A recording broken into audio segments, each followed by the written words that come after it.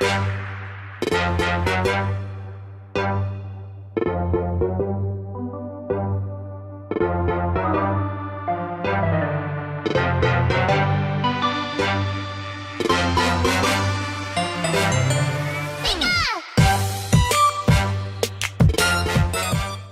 don't always play Pokemon, but when I do, I play the hell out of it. Welcome back guys to another Jensen Media video, and today we're going to be exploring the world of Pokemon. To be more precise, we are going to talk about the brand spanking new Pokemon Sun and Moon. Pokemon has been such a big series for such a very long time. I remember that I got Pokemon Blue for my birthday, and now that I remember that, I feel old. Pokemon Blue came out 20 years ago. It's insane we've been playing these games for so long. It's been 2 whole decades now. And there's over 700 Pokemon now. How does anyone expect me to catch them all now? Anyway, let's get back to the main point here. Pokemon, just like the cute lovable monsters that battle within the game, has evolved over time.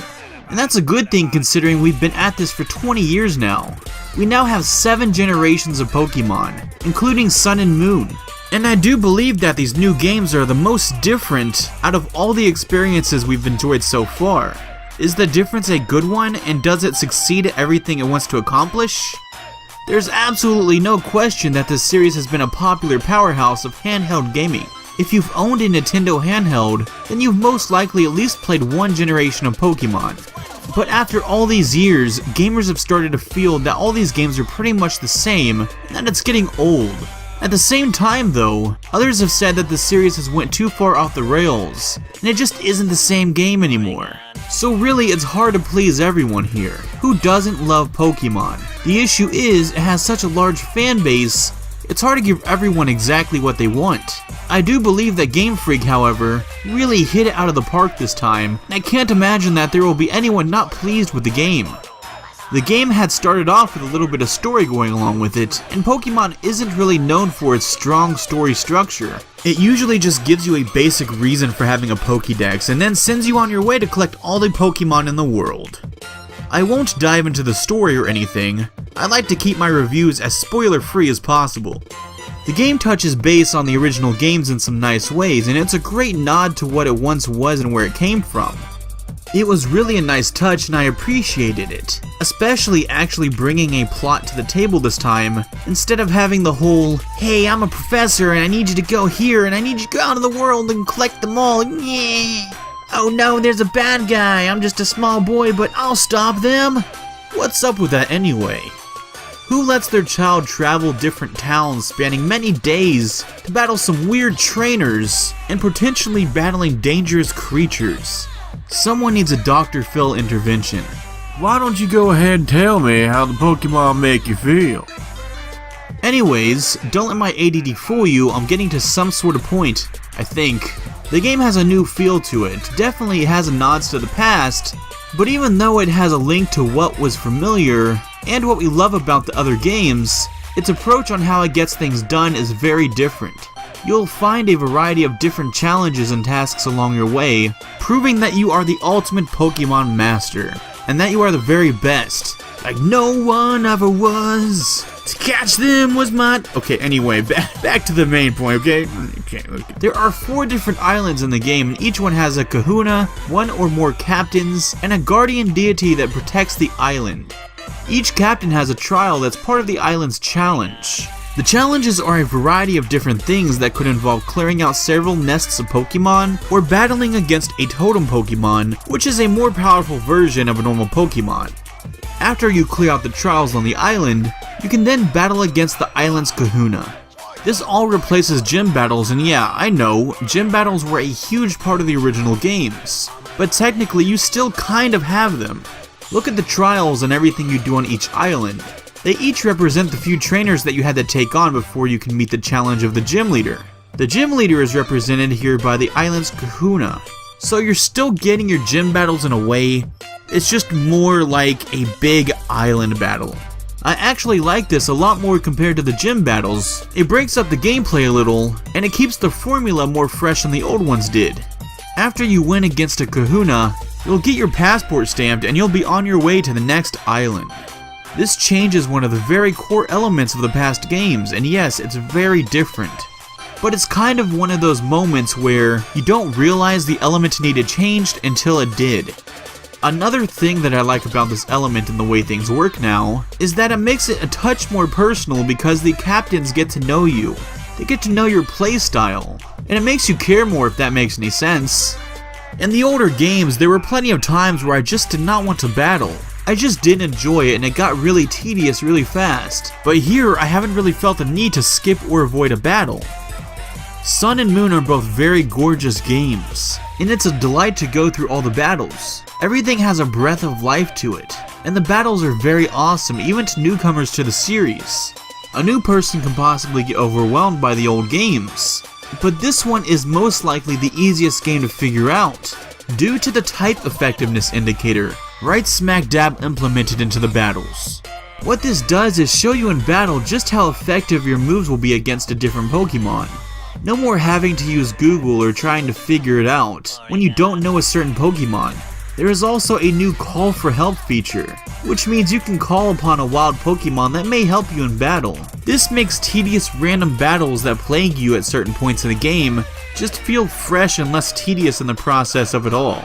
Random Pokemon fact. Did you know that Arcanine was supposed to be a legendary Pokemon? We all know Arcanine is a common Pokemon, but he was actually supposed to be a lot more than that. For whatever reason though, the team developing the game decided to replace Arcanine with Moltres before releasing the game. Seems like Arcanine got the shaft, but Entei was introduced in the next generation, so maybe they had some regret. So we did get some major changes to the core gameplay, but we also got a few minor changes as well. When you access your menu, you have a Festival Plaza, which is where you can earn festival coins to spend at shops along the way that will help make your Pokemon even better. And you can also customize your clothes, which is kind of cool. You can give your character your own nice little personalization. As you keep interacting with the Festival Plaza, the level of the plaza will increase and unlock new facilities. Also, the Festival Plaza is where you'll be doing all your battling and trading of Pokemon locally and online. Another new thing is the way you get around the world of Pokemon. You used to have HMs in order to fly, surf, and do other things around the world. Well, not anymore. Now you just get rideable Pokemon like Lapras, which of course swims, and others like Tauros, which of course can charge rock piles in order to break them up and clear your path. Think of them more like vehicles and tools in a sort of way.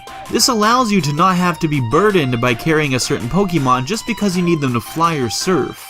You no longer have to depend on a certain Pokemon in your party just to do certain things anymore. So it's going to be less of a headache and you can actually have all 6 of your Pokemon for battling. The way you go about exploring the environments is vastly different than the past games as well. Gone is the grid-like structure of running around and the traditional restrictions that players used to have on themselves. You now have much more of a sense of freedom behind it, and you can explore the islands. There is a lot to explore and see here. Running around the environments is actually pretty fun, and less about just making it to the next area. Even with the exploring going on though, the story we get is a very linear tale, and it really ends up feeling like a much shorter experience overall. I appreciate the story that was crafted and told, and it was told very well, but it kind of trades off the length of the game and replayability for a more ambitious story. I can understand some people being upset about this. It didn't really bother me all that much because I just loved so much about these games. At the same time though, I wanted more from it due to the love I had for the game. The game also has different versions of the same Pokemon running around, like 2 different types of Ninetales and Executors. These alternate new forms are a breath of fresh air for some of these monsters that are just kind of meh. It was a nice little detail that showed off some of the newness of the game. The game shines with a lot of new stuff, and pumping some much needed freshness into the games. But one thing that hasn't changed from the original is the combat. The combat has always been a religious staple to me for the games. It definitely has that, if it's not broken, don't fix it approach to it. The only real difference here is the new Z moves, which are linked to your Z crystals. You collect these crystals over the course of the game. What these crystals do exactly is activate a special power move that can completely change the tide of a tough battle. They are much like the Mega Evolutions, as in they can only be used once per duel. It adds another layer to the already deep and familiar combat system that we all know and love. The battles do kind of have the issue of tanking and frame rate when you have more than 2 Pokemon battling it out at the same time. It's as if it's pushing the 3DS to its limitations. It's good to utilize all the device has to offer, but the frame rate dip is noticeable. It's not game breaking by any means, but it's definitely noticeable. And it's also worth noting that this game doesn't use the 3D effect at all. So it's not like it's processing any kind of 3D power to it. There also isn't really that many side quests outside of the main story. You end up left with a sense of wanting more after the story wraps up, and it's unfortunate that they thought this was a change for the better. It's definitely the one flaw I can clearly see in the game. This game shows you that you can keep the original spirit of the games alive and throw some new things into the mix, which is mostly good. It just needed a few more extra reasons to explore the islands, and maybe some side quests spread throughout. That would have easily made the game perfect in my opinion. Don't get me wrong, there is still plenty of things to do, like try to battle and catch some rare Pokemon. There is also Pokepelago, in which you can grow your own berries and Pokebeans that do different things. There is also a photo mode which looks like to be a nod towards Pokemon Snap. It can be entertaining with the environments when it's permitted, but I feel like it had a lot more potential. Better yet, give me a 3DS Pokemon Snap game. Why haven't we seen Pokemon Snap in so long? Someone really needs to jump on that. Overall, the game is a nice mixture of things, and I do believe that it hits all the sweet spots with the fans. It's that truly nice mixture of old and new that feels like it's all mixed up into one awesome experience. Could it have used more content? Sure. And could it have used more polish in the combat, making sure that the frame rate did not take a dip? Yes, definitely, but ultimately the game is still worth playing, and any Pokemon fan is gonna really enjoy this game. It's definitely worth the time and money. We all pretty much know what to expect from Game Freak by now, as they've been at these games for so long. But this one was a nice surprise that celebrates the past games, and it also mixes in a nice cocktail of new features that I wasn't expecting. The game gets a solid 9 out of 10 from me. It was so very close to hitting all the marks it needed, but it just fell a tiny bit short. It's definitely one of the best Pokemon experiences you're gonna find out there, and it's definitely a good starting point for any new fan because it's very user-friendly. Either way, it's something worth experiencing if you have a 3DS or in hopes of getting one. So really, that's gonna be it, guys. I want to thank you guys for watching and taking the time out of your day to watch one of my reviews. I hope you guys are liking the new content and the new ways I do videos. I'm really working my butt off at all these videos, and I really hope it's paying off. So thanks for watching, guys. You guys have a good day or a good night.